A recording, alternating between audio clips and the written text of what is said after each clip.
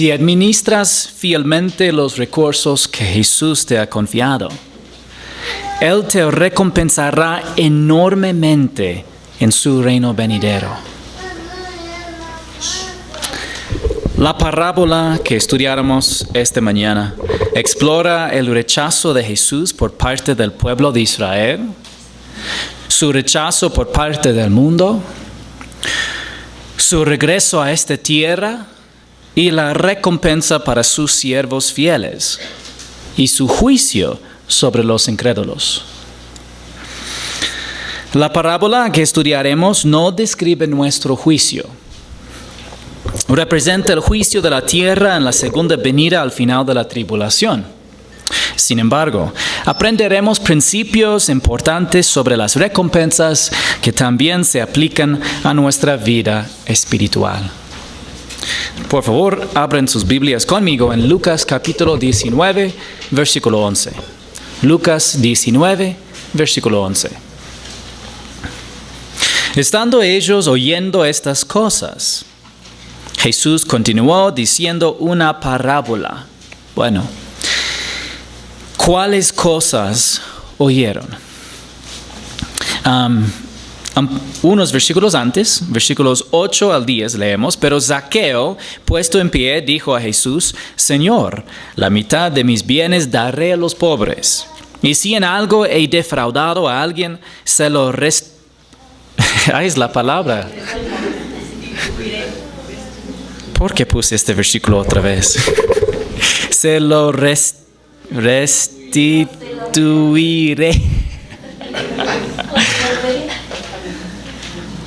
Bueno, cuadruplicado. Hoy ha venido la salvación a esta casa, le dijo Jesús. Ya voy a practicar esta palabra en casa, hermanos. Bueno, le dijo Jesús, ya que Él también es hijo de Abraham, porque el Hijo del Hombre ha venido a buscar y a salvar lo que se había perdido. Después de que Jesús declaró que el propósito de su primera venida era salvar a los perdidos, contó una parábola que enseñaba que el reino sería pospuesto. No olvidemos que el Hijo del Hombre vino a buscar y salvar a los perdidos. Hermanos, ¿a quién o quiénes vino a buscar y salvar? A los perdidos. Y esto significa a ti y a mí. Estábamos perdidos y espiritualmente muertos en nuestros delitos y pecados. No hay ni una sola persona aquí presente esta mañana que no nació espiritualmente muerto, separado de Dios, perdido, necesitando la salvación. Y no teníamos una manera de salvarnos a nosotros mismos. Necesitábamos un Salvador. Así que Jesús, que es Dios, se hizo hombre y vino a la tierra, se hizo hombre y vivió una vida sin pecado para poder morir como nuestro sustituto. El pecado tiene una paga. ¿Cuál es la paga del pecado? La muerte. En este caso, la separación espiritual de Dios. Y sin redención habríamos pasado la eternidad separados de Dios en el lago de fuego. Pero el Padre nos amó tanto que envió a su propio Hijo. Y el Hijo nos amó tanto que dio su vida por nosotros en la cruz. Recibió todos nuestros pecados en su cuerpo y resucitó al tercer día, ofreciendo vida eterna a todo aquel que ponga su fe solo en Él. No es solamente la fe, es la fe solo en Él, en Jesús. Él no nos pide que nos salvemos a nosotros mismos. Nunca podríamos hacerlo. Él nos ofrece salvarnos si confiamos en Él y en la suficiencia de su obra consumada, terminada una sola vez para siempre en la cruz de Calvario. Ese fue el propósito de su primera venida. estando ellos oyendo estas cosas, el Hijo del Hombre vino a buscar y a salvar a lo que se había perdido. Jesús continuó diciendo una parábola, porque él estaba cerca de Jerusalén y ellos pensaban que el reino de Dios iba a aparecer de un momento a otro. Mateo nos dice, los discípulos pensaban que Jesús iba a establecer el reino de Dios cuando entrara en Jerusalén.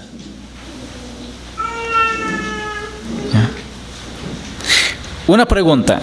¿Se equivocaron los judíos al anticipar un reino terrenal con Israel como cabeza de las naciones?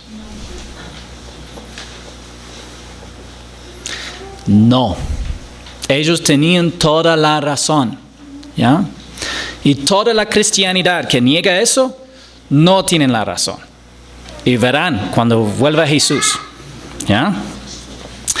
¿Se equivocaron los judíos al esperar que el Mesías destruyera a sus enemigos? No. ¿Ya? Ojo, hermanos. La serie Los Escogidos, yo sé que algunos han visto The Chosen. Su teología es completamente equivocada. ¿Ya? La Iglesia Católica también, su teología es completamente equivocada. Los judíos sí tenían razón. Lo que ellos esperaron era lo que iban a recibir si ellos hubieran recibido al Mesías. ¿Ya? Es difícil porque estudiamos todo esto en Apocalipsis. Todo el último año estudiamos eso. Si tienen confusión de este tema, vuelva a ver todos los videos que están ahí en YouTube acerca de Apocalipsis. Porque ya vimos el plan y propósito para el pueblo de Dios y para Israel. ¿Ya? ¿En qué se equivocaron los judíos? Solamente hermanos. Querían que el Mesías les diera el reino antes de que confiaran en él. Fue el punto que Jesús repitió una y otra vez. Él nunca les dijo, no, yo nunca les prometí un reino. Él no dijo esto. Él nunca dijo, no es un reino como terrenal. Él solamente les dijo, tienes que confiar en mí. Si me reciben a mí, entonces también les daré el reino. El problema de los judíos es que ellos querían que Jesús les diera el reino para confiar en él. ¿Y acaso no tenemos a veces la misma actitud? Queremos que Dios haga algo por nosotros para que confiemos en él. ¿Sí o no? ¿Ya? Pero él quiere que confiemos en él primero. ¿Cómo los hombres de fe apropiaron las promesas de Dios en el Antiguo Testamento? Era siempre que la fe precedía a la apropiación de la promesa de Dios. Esto no significa que Dios no nos muestra a veces su gracia de maneras especiales para que confiemos más en Él. Jesús realizó innumerables milagros para que la gente confiara en Él. Y hasta ahora como pastor nunca he tenido una persona que me ha dicho, no, yo nunca he visto a Dios en mi vida. Cuando les pregunto, ¿no has visto cosas en tu vida que demuestran por lo menos que existe un Dios, o si no que hay un Dios personal que ha obrado en tu vida? ¿No ha pasado cosas de que tú no puedes explicar, sino aparte de algún gracia o misericordia por Dios? Y siempre me dicen que sí. ¿Ya? Hasta los, en teoría, ateos ya me admiten que algún poder superior, de que tiene algún cuidado de alguna forma, o tal vez el universo, pero ellos ya ven un concepto de providencia que viene fuera de ellos mismos. Entonces realmente tenemos más que suficiente evidencia para ya confiar en Dios. Y los judíos tenían más que suficiente evidencia para confiar en Jesús. Sin embargo, la gente seguía sin creer en Él para la vida eterna y la entrada al reino. Debemos confiar en Jesús por quien es y por lo que ya ha hecho. Por eso dijo, cierto hombre de familia noble fue a un país lejano a recibir un reino para sí y después volver. Llamando a 10 de sus siervos, les repartió 10 minas. No son minas como la palabra en español minas, como una mina. Estamos hablando de una cantidad de dinero. ¿ya? Una mina era la equivalencia de 3 meses del salario básico. Y les dijo, negocien con esto hasta que yo regrese. Bueno, queremos preguntar rápidamente, ¿qué son las parábolas? Las parábolas son historias de la vida cotidiana que están diseñadas para enseñar principios espirituales. Así son las parábolas.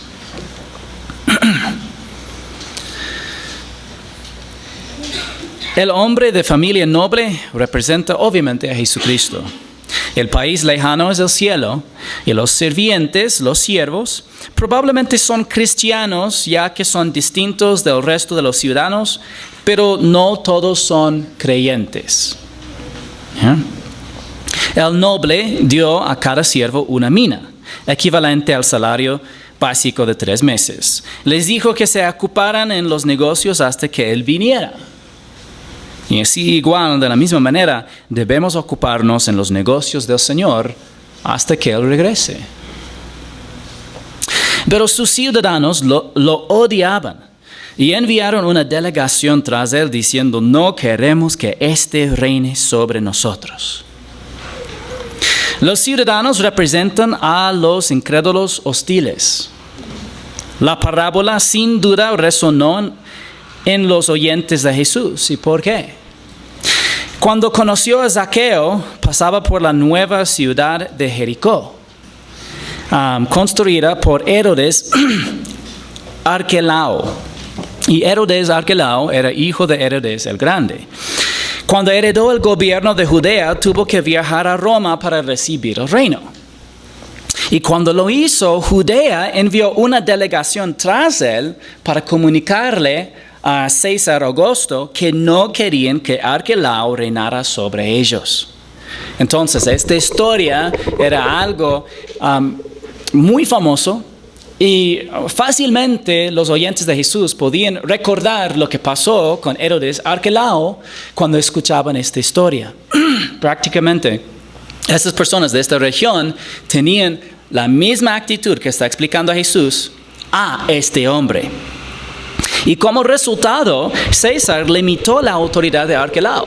En lugar de darle un cierto nivel de autoridad y título, le dio un título más bajo, como para darle un tiempo de prueba para ver si realmente haría un buen trabajo o no. Pero ya entró en la mente de César la duda que sería un buen rey Arquelao por esa delegación de Judea.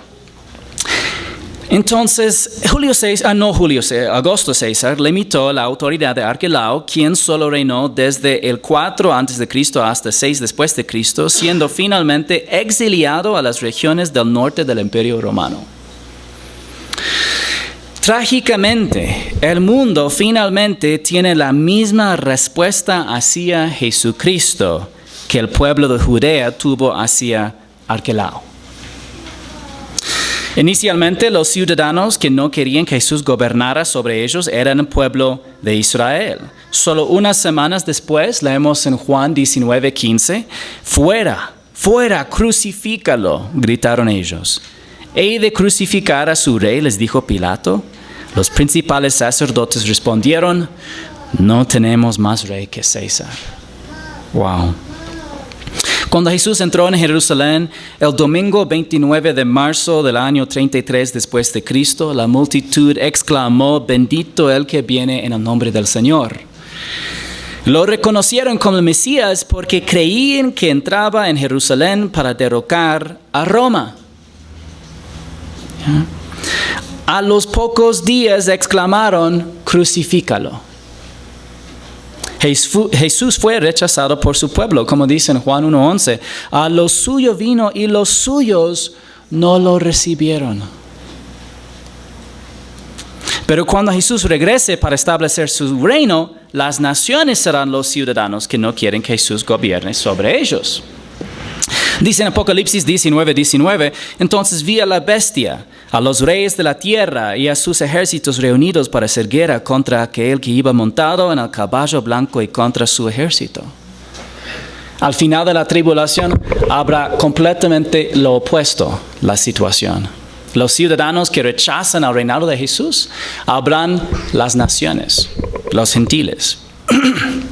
Y si ustedes no recuerdan el estudio del arrepentimiento de Israel, esto es el estudio clave que tiene que ver con la restauración, el arrepentimiento y el rescate del pueblo judío al final de la gran tribulación. Entonces, buscarán nomás este estudio, el arrepentimiento de Israel.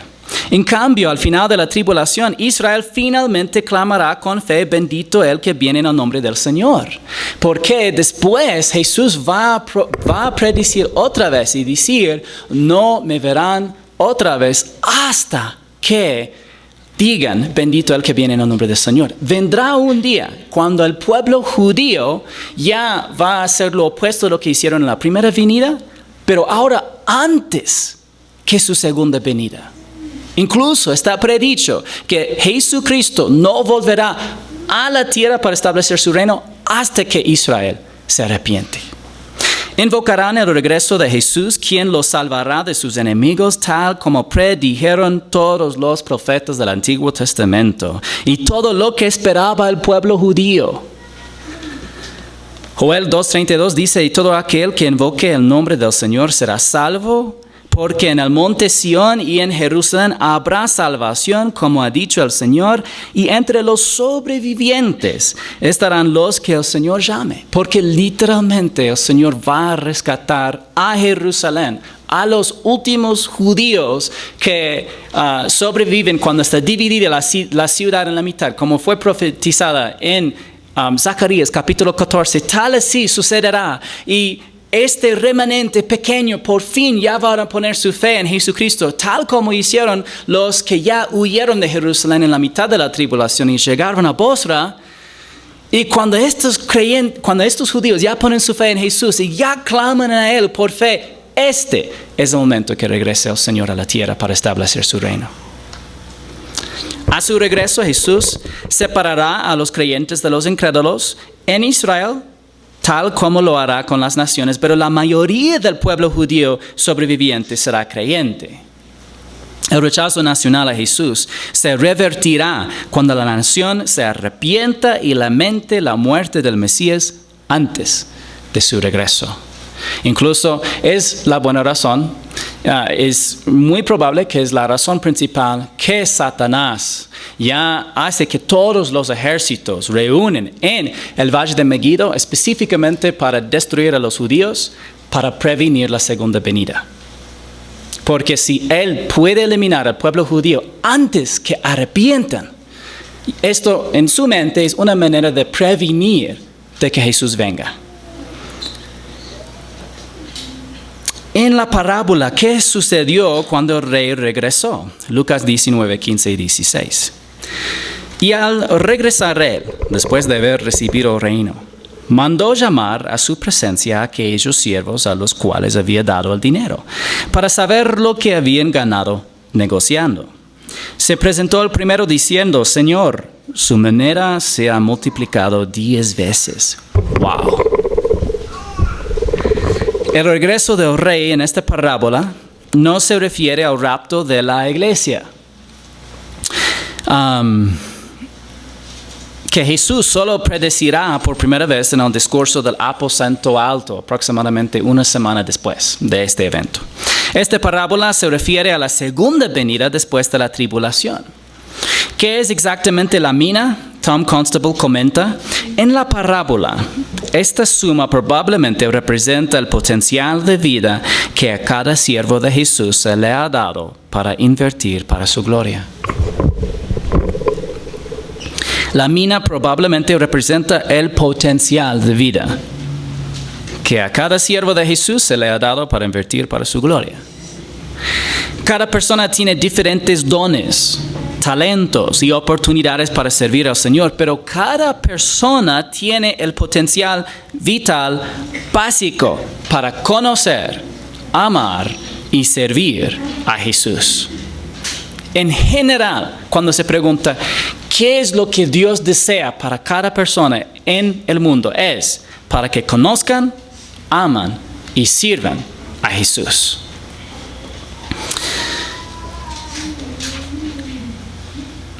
Existe el potencial para que cada persona conozca personalmente a Jesús al confiar en Él y entrar en una relación personal con Él. Cualquiera que se dé cuenta de que Dios existe y quiere conocerlo recibirá más revelación hasta que escuche el Evangelio. Existe un potencial para que cada persona ame a Jesús al aprender de su amor por nosotros y responder a ese amor. Existe el potencial para que cada persona sirva al Señor, pero basado en su apropiación de los dos factores anteriores, de conocerlo y amarlo. ¿Qué le dijo el primer siervo al rey? Su moneda se ha multiplicado 10 veces. El primer siervo dio todo el crédito a los recursos del Señor.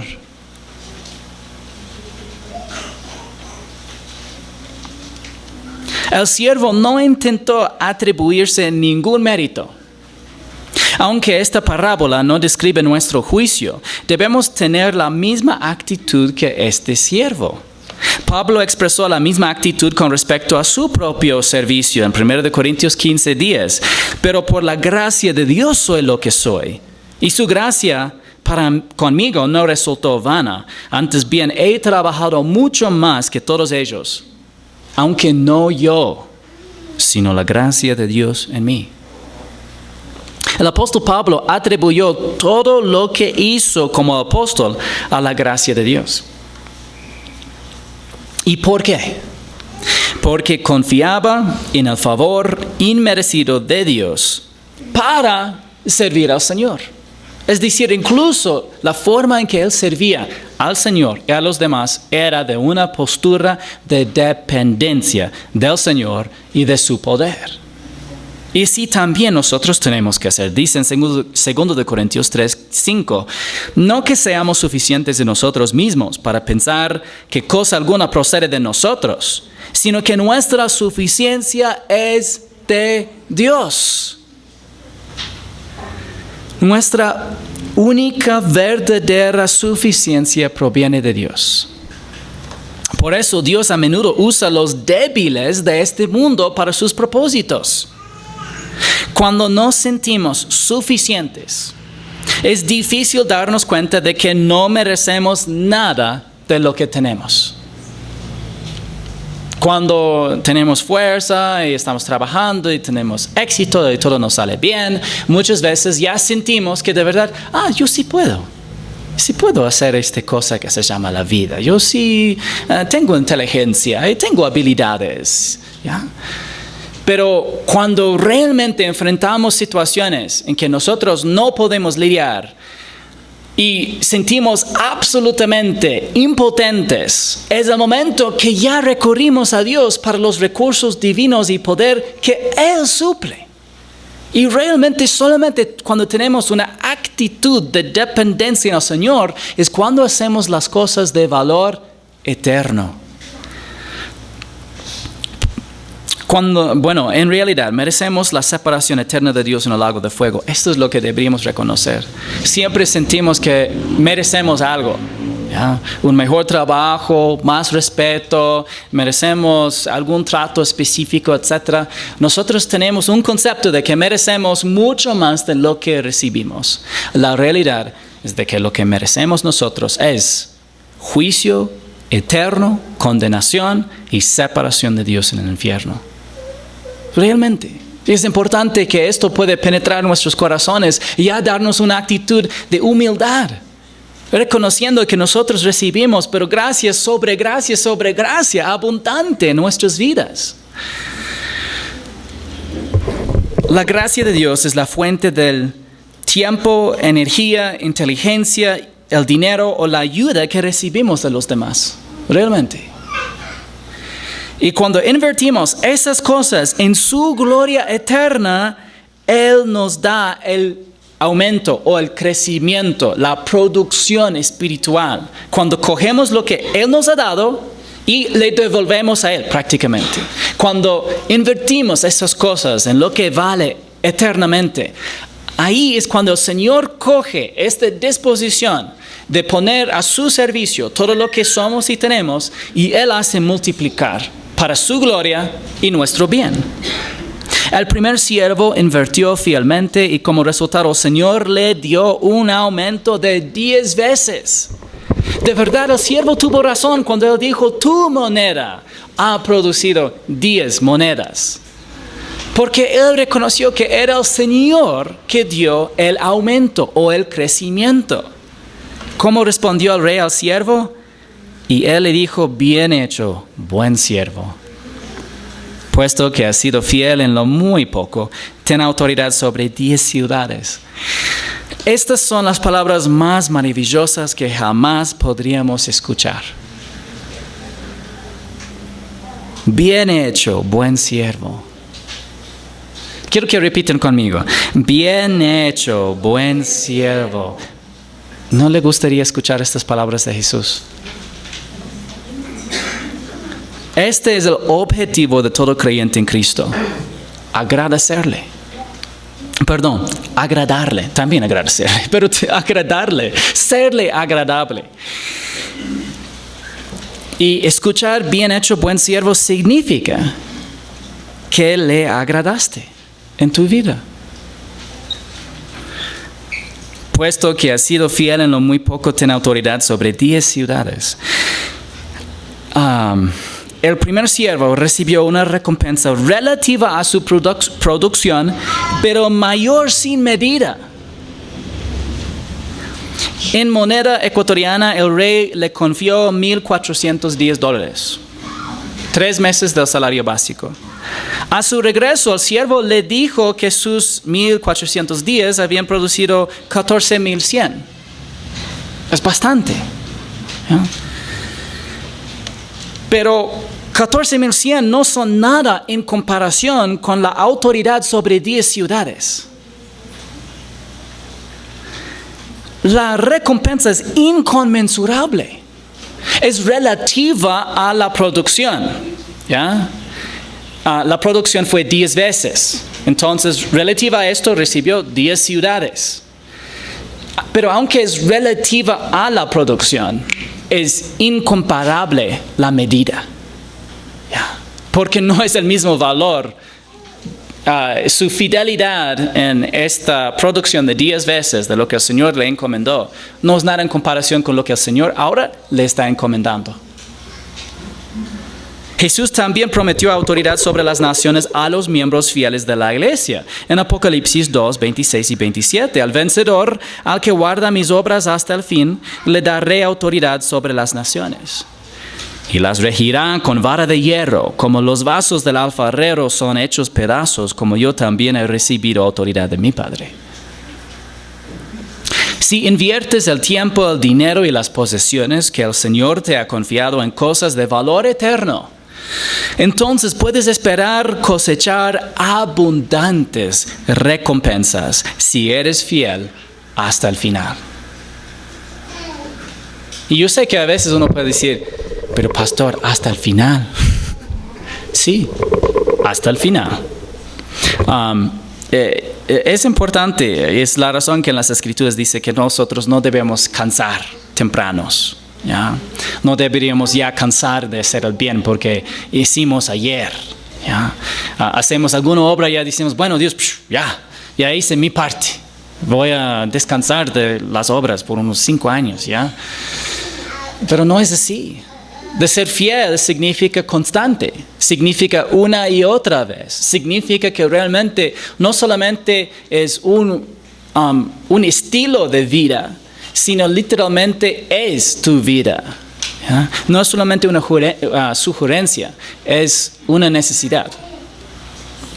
El siervo redimió su potencial para conocer, amar y servir a Cristo al máximo.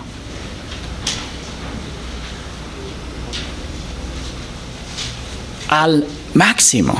En la parábola, el rey dijo que el primer siervo fue fiel en lo poco, lo que hace eco de un discurso anterior del Señor Jesús. Él dijo en Lucas 16, 10 al 12, el que es fiel en lo muy poco, es fiel también en lo mucho. Y el que es injusto en lo muy poco, también es injusto en lo mucho. Por tanto, si no han sido fieles en el uso de las riquezas injustas, ¿quién les confiará las riquezas verdaderas? Y si no han sido fieles en el uso de lo ajeno, ¿quién les dará lo que es de ustedes? La fidelidad en las cosas pequeñas tiene gran valor a los ojos de Dios. Verdaderamente, hermanos. Quizás pienses que asistir fielmente a la iglesia no significa mucho. Pero la fidelidad en algo tan pequeño te hace confiable en lo mucho. Tiene razón. De igual manera, la fidelidad en el uso de nuestro dinero, casas, autos, habilidades, tiempo y energía para cosas de valor eterno da como resultado que se nos confíen verdaderas riquezas en el reino venidero.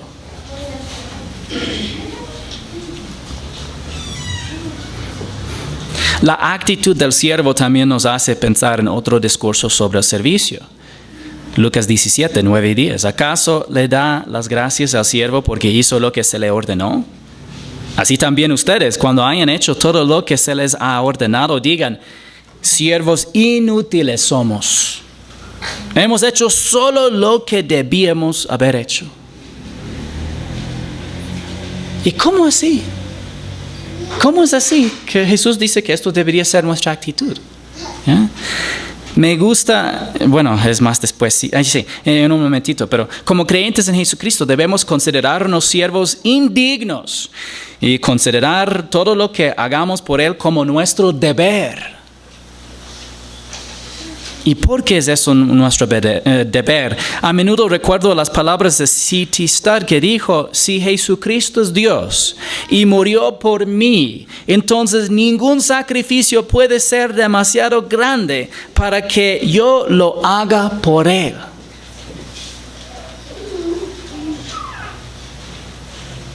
Verdaderamente, hermanos, le debemos a Jesús todo. Todo. Además, realmente solamente somos administradores. Las cosas que tenemos ni son nuestras cosas, son de Él, pertenecen a Él, son solamente encomendadas a nosotros por un tiempo para administrar fielmente hasta que Él regrese. ¿Qué le dijo el segundo siervo al rey? Entonces vino el segundo diciendo, su moneda, Señor, se ha multiplicado 5 veces. Dijo también a este, tú vas a estar sobre 5 ciudades. El segundo siervo también dio crédito a los recursos del rey en lugar de a sí mismo. El segundo siervo no recibió la misma alabanza, pero también recibió una recompensa proporcional a su producción, pero también mayor en un grado incomparable. ¿Ya? Otra vez, fue relativa a la producción. 5 veces, 5 ciudades. Pero 5 ciudades es una medida, ¿ya?, de recompensa incomparable con la producción tan pequeña en la vida del creyente.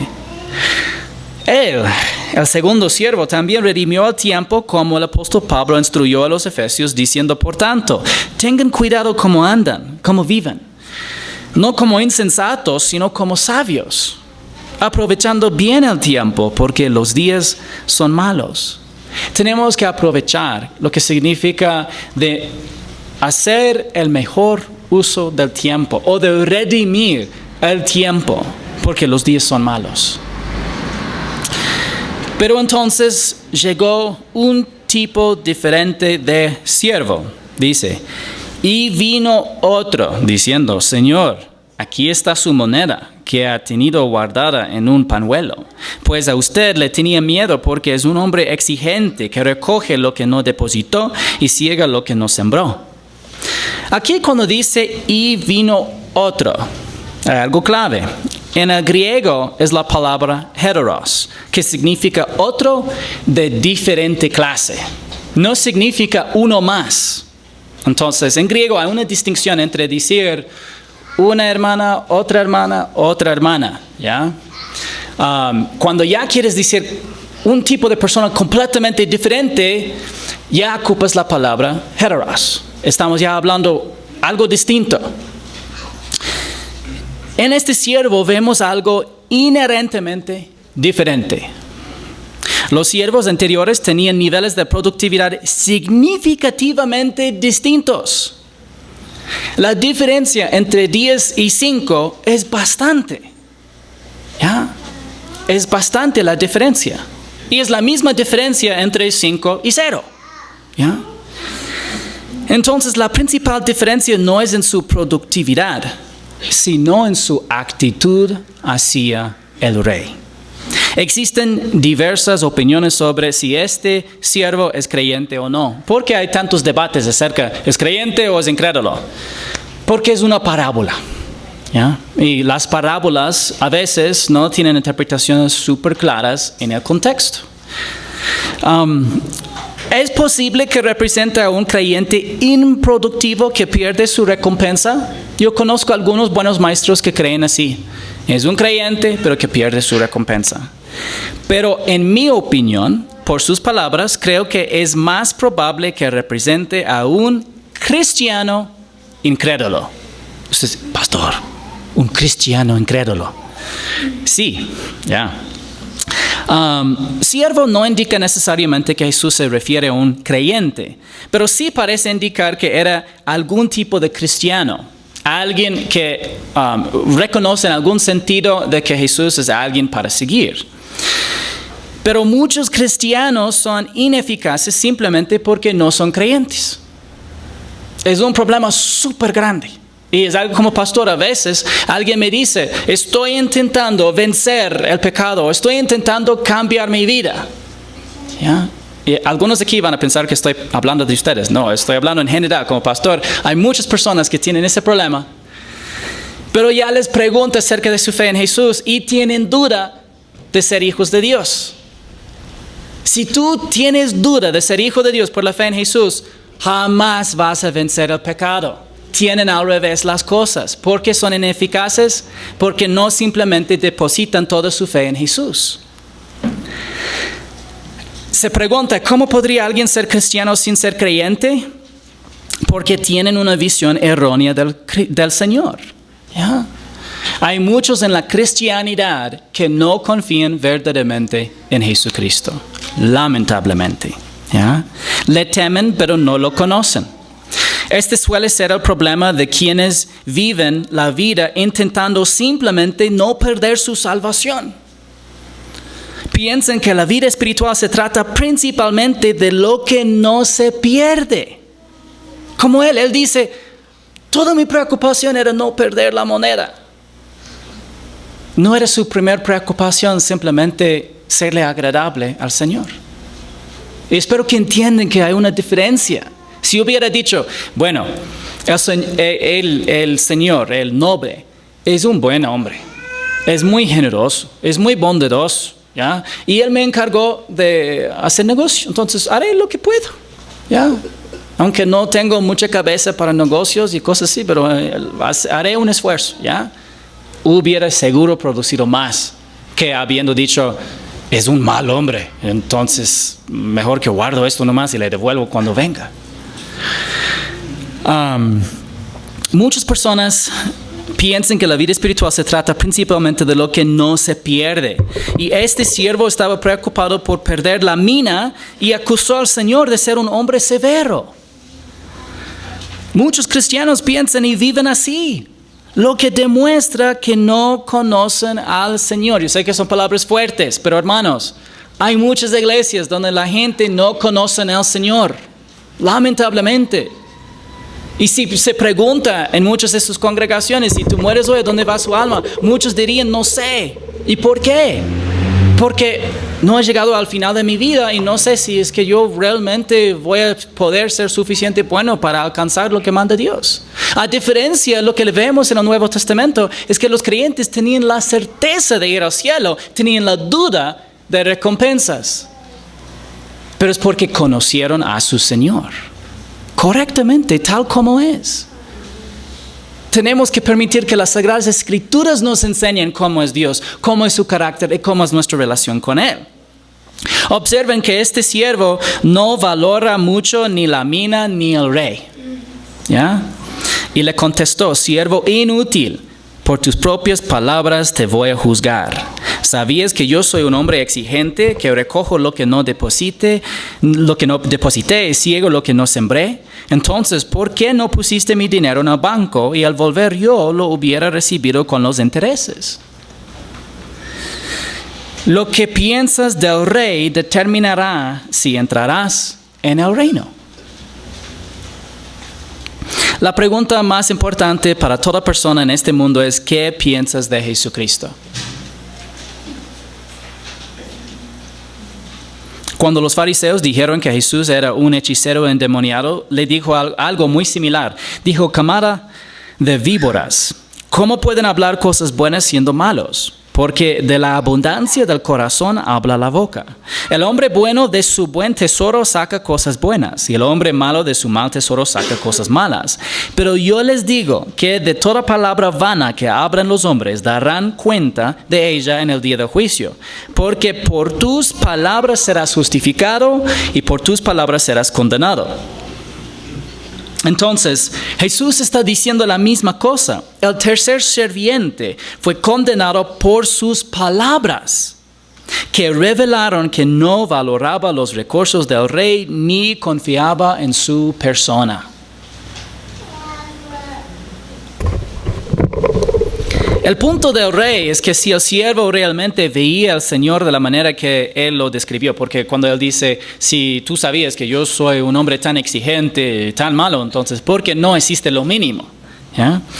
Pero él estaba diciendo: si realmente veía al Señor de la manera que él lo describió, debería haber hecho algo con la mina que le fue confiada. Y lo mínimo que podía haber hecho era ponerla en el banco. ¿Ya?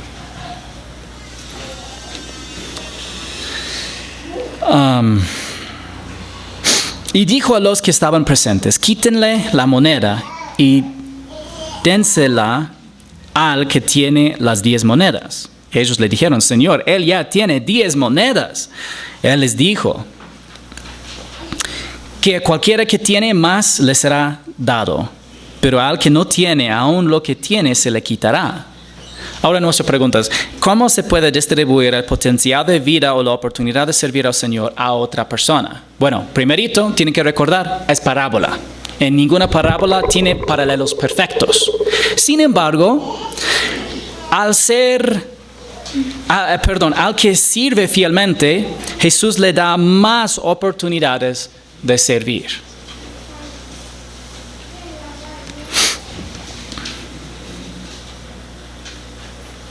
Entonces, podemos imaginar por un momento la posibilidad para toda persona humana de servir al Señor. Toda persona que no pone su fe en Jesús pierde la oportunidad completamente de servir al Señor. Ahora la pregunta es: ¿a quién Dios va a distribuir estas oportunidades de servir? A los fieles. ¿Tiene razón? ¿Ya? Otra vez es un poco teórica. Y también es una parábola, entonces exactamente estas palabras, la conversación no necesariamente va a ser exactamente así cuando Jesús juzgue a los creyentes e incrédulos en la tierra en la segunda venida, en el juicio de las naciones. ¿Ya?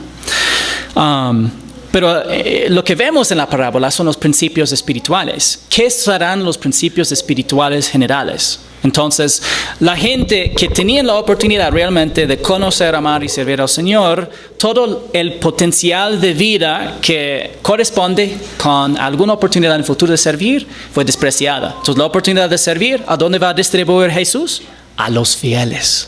Y incluso a los más fieles. En última instancia, el servicio sacrificial es gloria en el tiempo y en la eternidad.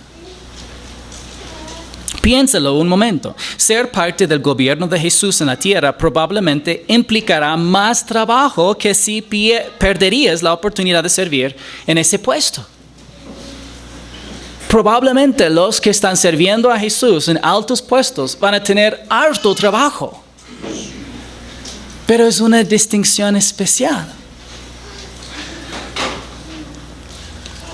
Sin embargo, estar ocupado gobernando bajo Jesús será una gran distinción, y como ya no tendrás una naturaleza pecaminosa, ni vas a envejecer, no será tan agotador como lo es el servicio sacrificial hoy. Por eso Jesús no le dio la mina a alguien que tuviera quizás 2, porque solamente vemos 3 de los 10 siervos. ¿Ya? Y obviamente en el juicio, cuando Jesús vuelva a la tierra, habrá mucho más que 10. Otra vez es parábola. Pero no le dio a algún otro siervo que tal vez tuvo lo mínimo de producción. Él solamente produjo, vamos a decir, solamente 1.5 en vez de 5 o 10 veces. ¿Ya? No dijo, pobrecito allá, como no produjo mucho, entonces vamos a pasar este cargo a él. Pero en comparación de él, que permitió que el Señor produzca 10 veces en su vida, en comparación fue muy infiel. En comparación de él, que permitió que el Señor obra en su vida y a través de él al máximo, él fue mucho, mucho más fiel. Y entonces el Señor encarga a la oportunidad de servir a él que fue más fiel.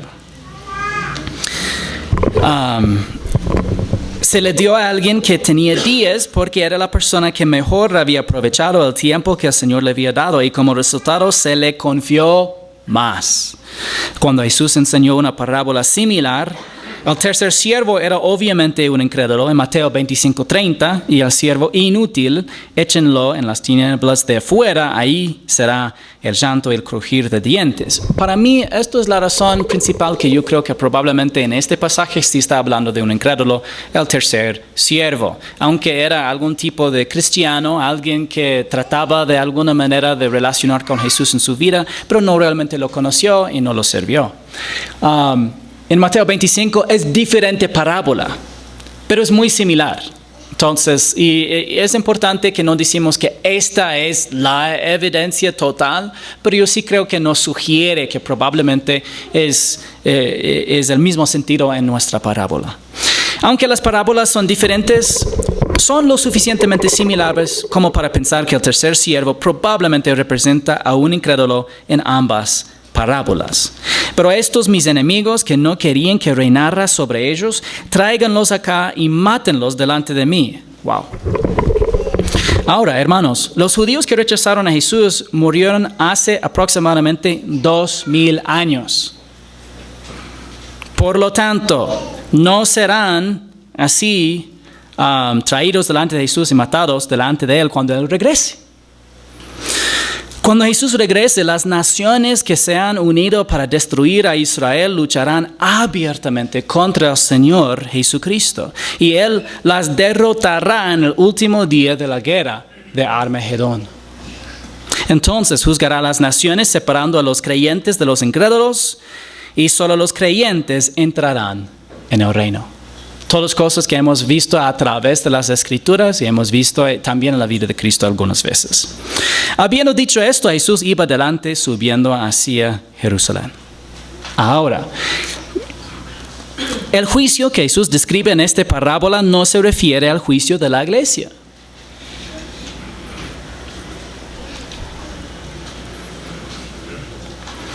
La parábola describe el juicio y la recompensa de los santos del Antiguo Testamento y los mártires de la tribulación. Al mismo momento, el juicio también de los sobrevivientes en la tierra, que incluirá incrédulos. La razón que vemos a creyentes incrédulos en este juicio es porque es a su segunda venida a la tierra. Esto es distinto al juicio de la iglesia. ¿Ya? Entonces, en ese juicio, los incrédulos que sobrevivan a la tribulación serán juzgados. ¿Cuándo? Aquí, en este evento. En cambio, el juicio de la iglesia ocurrirá en el cielo y solo los creyentes estarán presentes, ya que ocurrirá inmediatamente después del rapto de la iglesia.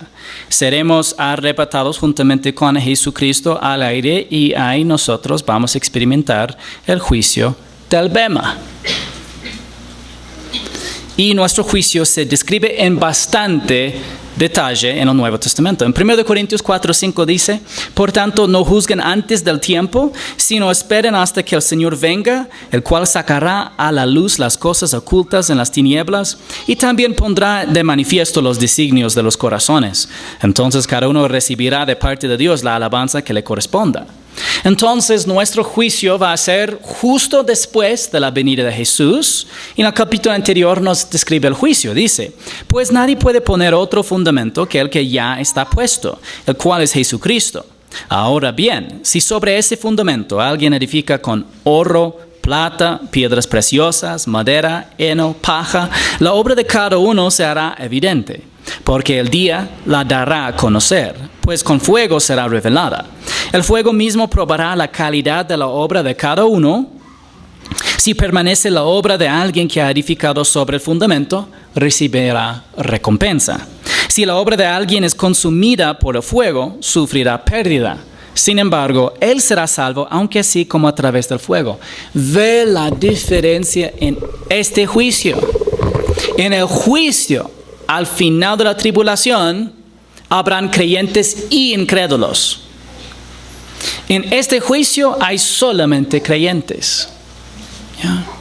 Porque lo peor que te puede suceder es perder la recompensa, pero tú mismo serás salvo, aunque así como a través del fuego. Pasado este juicio de tu vida, con nada, pero feliz de estar presente. El creyente en Cristo tiene un fundamento inconmovible, Jesucristo. Pero sobre ese fundamento podemos construir con oro, plata y piedras preciosas que representan obras de valor intrínseco, es decir, cosas de valor eterno. Estas son las obras que se realizan por el poder del Espíritu Santo, permaneciendo en Cristo, confiando en la gracia de Dios y hechas para la gloria de Dios. Sobre el fundamento también podemos construir con madera, heno y paja que representan obras que no son de valor eterno, sin valor eterno. Son perecederas esas obras. Estas son obras que realizamos con nuestra propia fuerza e ingenio, confiando en nuestro propio pensamiento y para nuestra propia gloria. En el juicio, Jesús probará estas obras con fuego. Si la obra permanece, significa que fue hecha por el poder del Espíritu Santo, confiando en la gracia de Dios y hecha para su gloria. Si la obra se quema, significa que fue hecha según nuestro propio pensamiento, poder y para nuestra propia gloria. Si la obra permanece, recibiremos una recompensa. Si la obra se consume, sufriremos pérdida de la recompensa, pero seremos salvos. Así tan simple y tan clara es la descripción de nuestro juicio. Por toda la eternidad habrá una distinción entre creyentes fieles e infieles. No para que los infieles sean ciudadanos de segunda clase en el reino, sino para recompensar el servicio fiel al Señor para su gloria. La verdadera grandeza reside en el servicio, tanto en el tiempo y en la eternidad. Invertir en lo que el Señor nos ha confiado para propósitos eternos le trae gloria, pero también resultará en recompensas incomparables que no merecemos. Que esto influya en nuestra manera de pensar, para que la forma en que invertimos nuestro tiempo, energía, recursos, tenga un impacto en la eternidad, por la gracia de Dios, mediante el poder de su Espíritu y para su gloria. El pueblo de Dios dijo: Amén.